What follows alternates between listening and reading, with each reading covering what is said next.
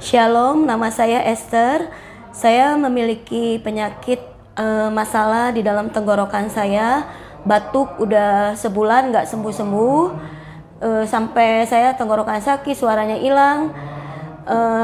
Tapi saya datang ke persekutuan doa yang dipimpin oleh Pendeta El Sentan.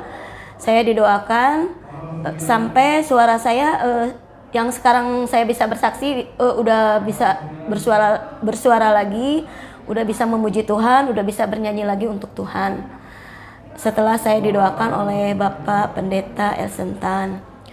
Satu lagi saya juga waktu didoakan bersama orang tua saya, mama saya. Mama saya waktu itu sakit pinggangnya, nggak bisa jalan. Itu juga kami didoakan. Setelah pulang didoakan oleh Pendeta El Sentan, mama saya langsung sembuh, langsung bisa jalan lagi, terus makan juga bisa makan lagi.